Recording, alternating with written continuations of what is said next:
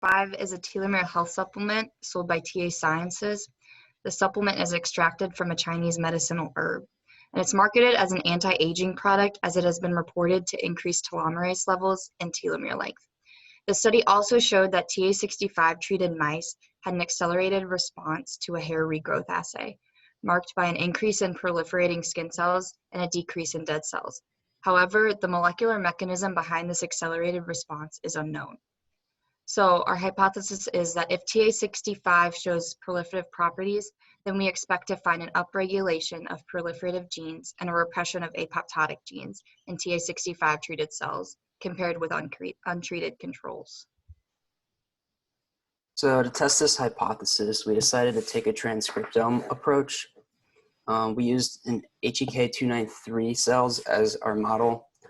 We seeded them at a constant density, and 36 hours after seeding, we treated them with TA-65, and then another 36 hours after we treated, we harvested the cells and extracted RNA. The reason that we are extracting the RNA is so that we can tell which genes are up and down regulated. And then the RNA, following the central dogma of biology, then translates into proteins. Now, we had to convert the RNA into a cDNA library. We did this because the RNA is very unstable and the cDNA is more stable, and it makes it easier to use with our MinION sequencer. So the MinION is the main piece of our experiment. Fudger also talked about this in her presentation, and she used this as well. So after we make the cDNA library, we then add barcodes, which we'll go through in the next slide.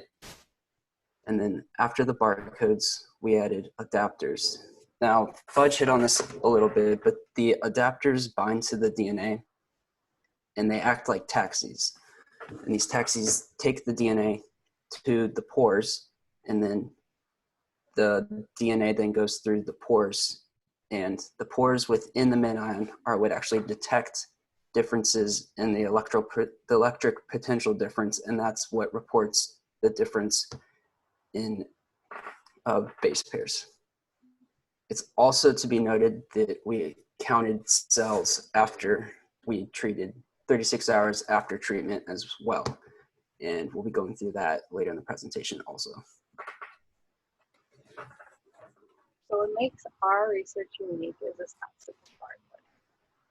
Barcoding allows us to tag our samples in a way that is identifiable in the MinION nanopore sequencer. These barcode sequences were amplified with preceding samples. So now that each sample has its own unique barcode, we're able to pull them all together and run them in the sequencer all at once. The sequencer is capable of reading these barcodes and separating them back out to the original samples. This makes it super efficient to run multiple samples all at once. You can think of barcoding as the same way as when you walk into a grocery store and you have an item. The clerk scans the item, and the computer knows exactly which item you have and how much it costs by comparing it to a reference database. So here we have our MinION report and FET data. Over on the left-hand side, we have a box with a bunch of blue and green little boxes. So the blue boxes indicate inactive pores, where the green boxes indicate active pores. It also told us how many reads we had, the total yield, which is the total amount of data generated, our average quality score, and our average sequence point.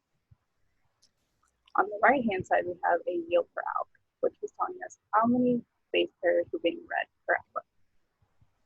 Along with FE2Me was an analysis software that allowed us to take our sample sequences and compare it to a human exome. This data was reported back to us in alignment and coverage, which Mike is going to explain to you. So like Erika said, before we can dive into the data that we collected, we have to have a good understanding of alignment and coverage. So we'll start with alignment. Alignment is similar to a search tool you use on a web page. So if we have a sentence, there was a leather collar on the dog, this represents our reference genome. And then within the reference genome, being this sentence, we have different gene locuses, being the words. Now with our search tool, we can search for a sequence. Let's say it's the. The will show up in multiple different gene locuses as well as across the genome.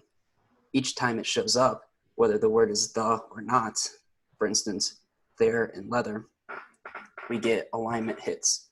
So this is the working definition of what an alignment is. For alignment accuracy, for something like leather, the accuracy is going to be less than, say, the, because there are letters before and after the that show up. So this links directly into coverage. Coverage kind of works on the definition of alignment.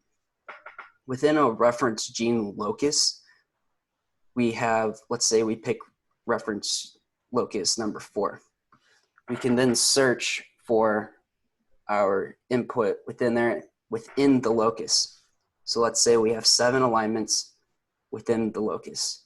We can then calculate the coverage by taking the number of alignments, 7, times the alignment length, which is 3, because the has 3 letters, and then divide that by the total length of the locus, which is 7.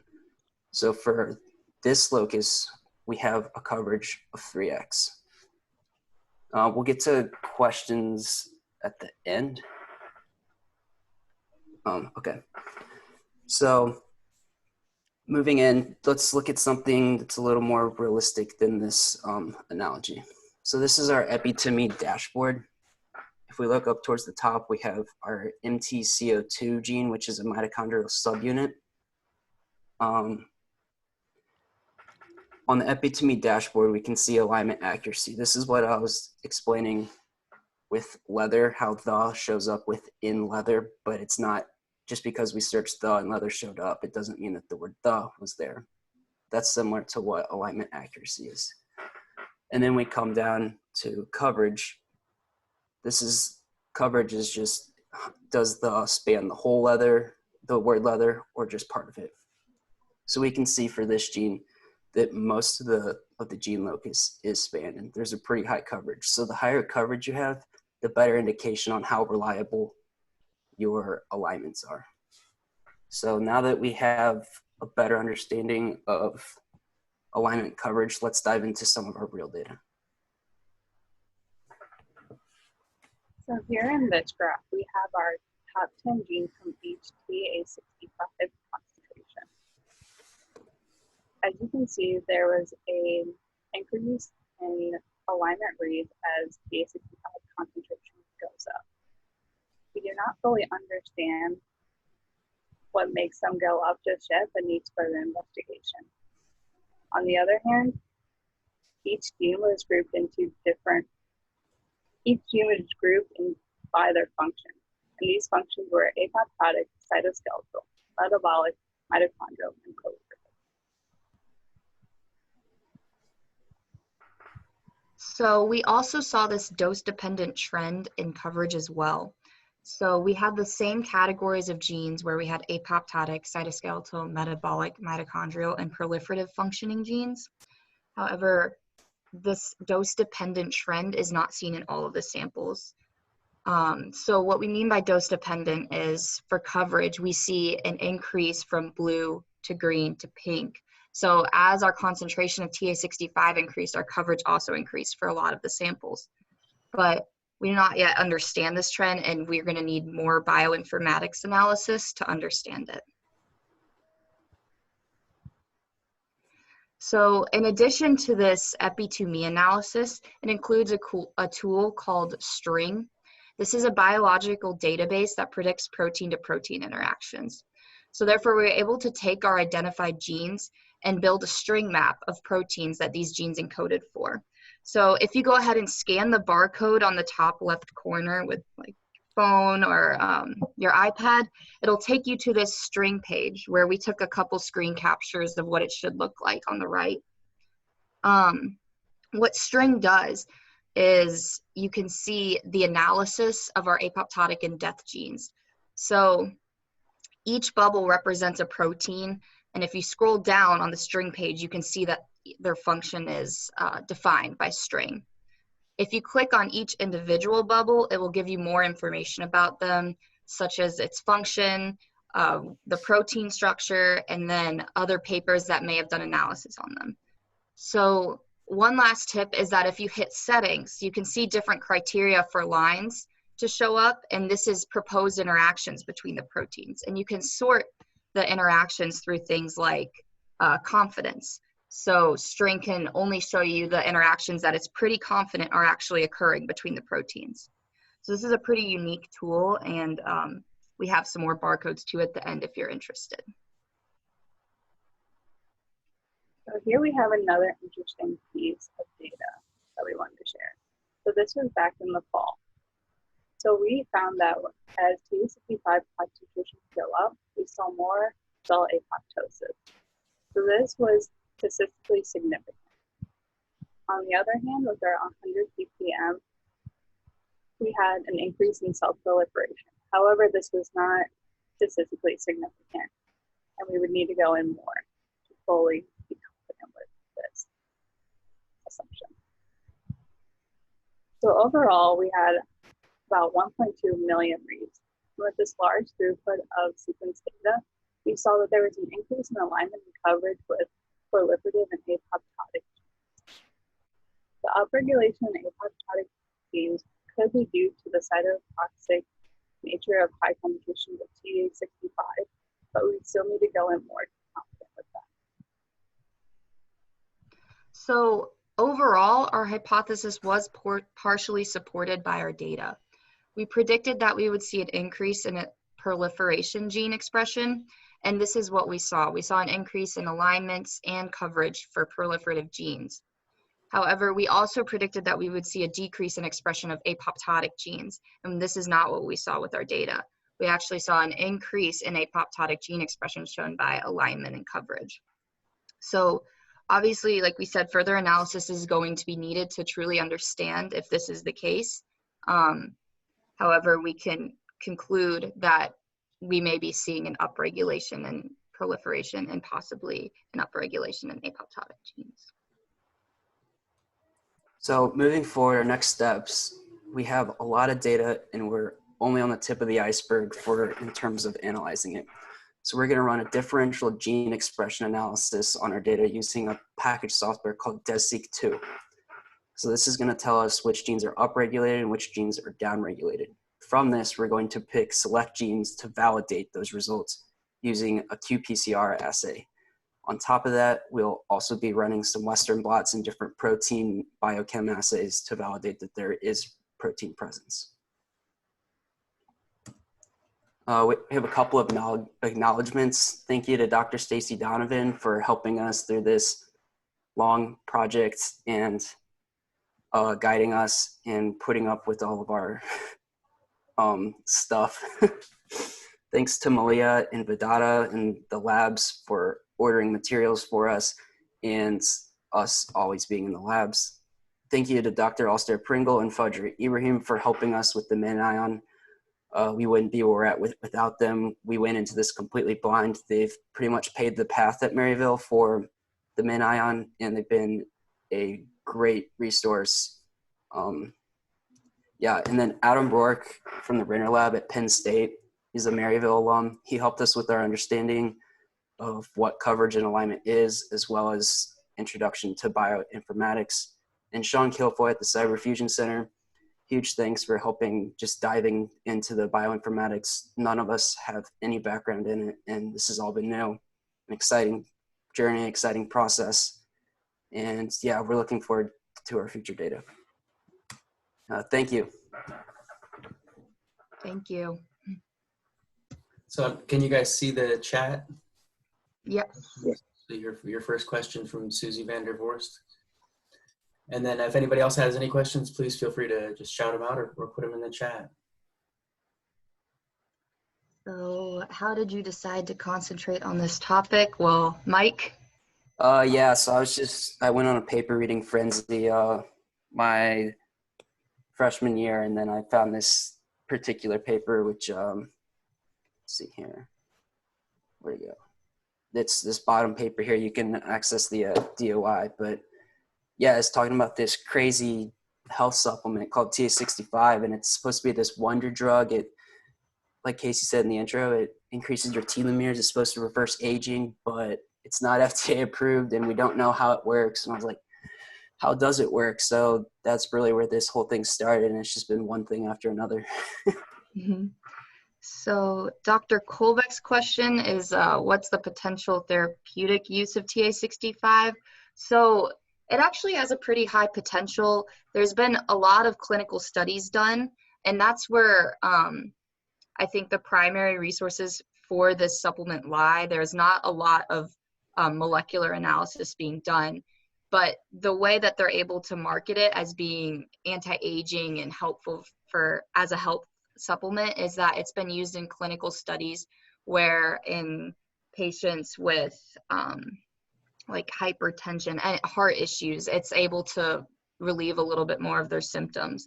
And so I think it does have good potential for therapeutic use, but I think it would benefit the scientific community more to understand how it's doing that, because if we understand the how behind what it's doing, it could answer some questions about aging and telomere length, and degrading of telomeres also causes terrible health effects like cancer. So understanding this supplement and how it actually increases telomere length could actually be really important for therapeutics.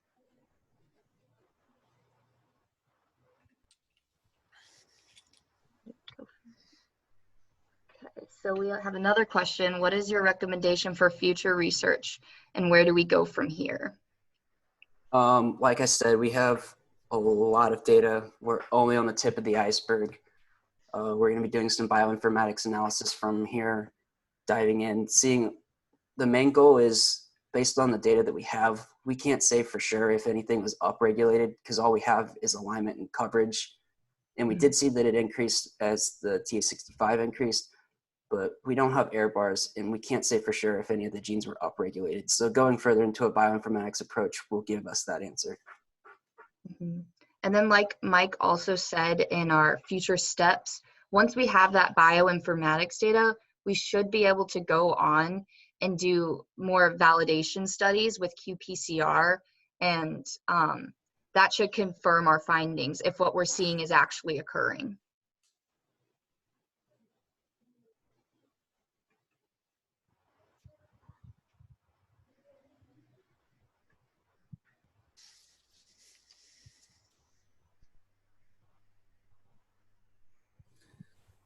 So I have one last question. Most from a life history's perspective, aging is pleiotropic, right? We can't burn the candle at both ends. So if this increases longevity, does it have a pleiotropic effect early in life? Does it have a negative consequence early in life? So yeah, that's just the nature of a cell. There's the constant balancing act going on. That is a concern. I think that's part of the reason why the FDA hasn't approved it, is because, for something like that, there'd have to be a long-term study for if someone were to take this every day, is there an increased incidence in cancer? And that's something that we just don't know. It's very early on. I think the furthest up we've been is, as far as the scientific community has been treating this in rats, not even really humans, even though it's a supplement, people can take it. Yeah, besides isolated clinical trials. What also makes this supplement not have widespread use, well, one, Mike covered, it's not FDA approved, and also it's extremely expensive. This TA-65 sells a lot of other supplements where they have creams that are upward of like $1,000. And so it's not very accessible to those who maybe could benefit from it. But for now, there's not much data on human use besides those small isolated clinical studies. Yeah, a bottle of 30 capsules is $100, I believe, on their website. And they recommend one a day. So it'd be gone in a month. It's pretty pricey. All right. Well, thank you guys very much. It's an excellent talk, and we appreciate you sharing your work with us. Thank you very much. All right, so our next speaker is Michelle Corti, Instituting Sustainability Policies in Maryville University Undergraduate Science Laboratories, Simple Measures for Long-Lasting Effects. And Michelle, you can go ahead and take over the screen and start your presentation whenever you like. Awesome, thank you.